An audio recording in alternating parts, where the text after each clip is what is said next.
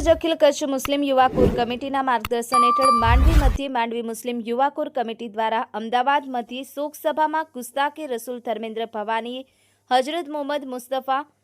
Serve અને મઝહબે ઇસ્લામના બારામાં અભદ્ર ટિપ્પણી કરતા તેની વિરુદ્ધ માંડવી સિટી પોલીસ સ્ટેશનમાં આજરોજ અખિલ કચ્છ મુસ્લિમ યુવા કોર કમિટી જિલ્લાના હોદ્દેદારો સૈયદ અલીસા કે કાદરી, સરપંચ લુડવા, મૌલાના જાન મોહમ્મદ કેર, જાવેદભાઈ સુમરા, માંડવી શહેર સહ ક્વિનર અકબરભાઈ મંદરા, સહ ક્વિનર આસિફભાઈ સુમરા, માંડવી તાલુકા ક્વિનર હારૂનભાઈ કુંભાર, સહ ક્વિનર તાલુકાના સલીમભાઈ જુનેજા, સહ ક્વિનર તાલુકાના અબ્દુલ રઝાક સમા, સભ્ય બિલાલ સમા, હાજી જમીલભાઈ મેમણ, સૈફુલ્લા વરિયા, ઇમરાનભાઈ જુનેજાની આગેવાની હેઠળ માંડવી તાલુકાના આજુબાજુના ગ્રામ્ય વિસ્તાર તેમજ માંડવી શહેરના આશિકે રસૂલની હાજરીમાં આ ઘટનાને વખોડવામાં આવ્યું હતું।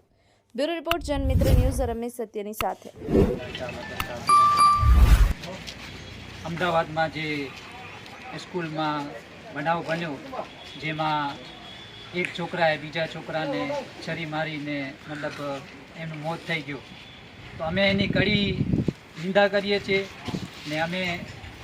આપણા ન્યાયતંત્ર ઉપર આપણે પૂરો ભરોસો છે કે એને સજા આપશે। પણ એના આડમાં જે લુખ્ખા તત્વો અમારા ઇસ્લામ, અમારા નબી સલ્લલ્લાહુ અલૈહિ વસલ્લમની શાનમાં જે ગલત બયાનબાજી કરે છે, તો અમે ન્યાયતંત્ર સામે ઉમ્મીદ કરીએ છીએ કે એના ઉપર સખતમાં સખત કાર્યવાહી કરે ને જો આવા લુખ્ખા તત્વોને છૂટ આપવામાં આવશે તો એ આપણા કચ્છ અને ગુજરાતમાં અમન અને શાંતિને તોડવાવાળા કામ કરે છે। તો હું પ્રશાસનથી ઉમ્મીદ રાખું છું કે એ આના ખિલાફ સખતમાં સખત સજા આપે ને આને સલાખોનો પાછળ મોકલે। आज तारीख 28/8/2025 को हम सभी हजरात मांडवी पुलिस स्टेशन अहमदाबाद में जो घटना हुई, बच्ची के मर्डर के जो घटना हुई उसको हम सब लोग उसकी निंदा कर रहे हैं, पूरा मुस्लिम समाज। लेकिन उसकी आड़ में जो वीएचपी के धर्मेंद्र ने खासकर मुसलमान और पैगम्बर इस्लाम हज़रत मोहम्मद मुस्तफ़ा सल्लल्लाहु अलैहि वसल्लम की शान में जो गुस्ताखी की है उसको हम बर्दाश्त कतई नहीं करेंगे, क्योंकि मुसलमान सब कुछ बर्दाश्त कर सकता है लेकिन अल्लाह के रसूल सल्लल्लाहु अलैहि वसल्लम की गुस्ताखी कभी भी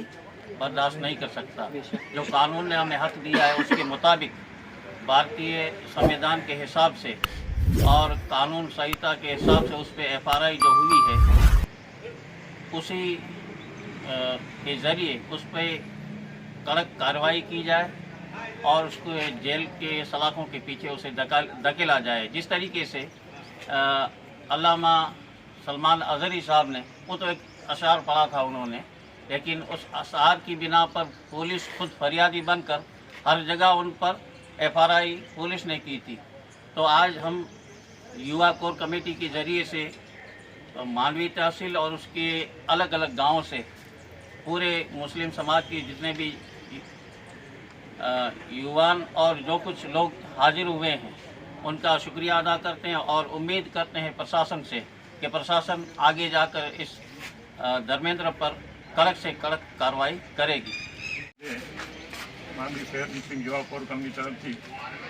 पोलीस फरियाद કરવામાં આવી 23/8 રોજ અમદાવાદमध्ये જે નયન નામના વિદ્યાર્થીનો મર્ડર કરવામાં આવ્યો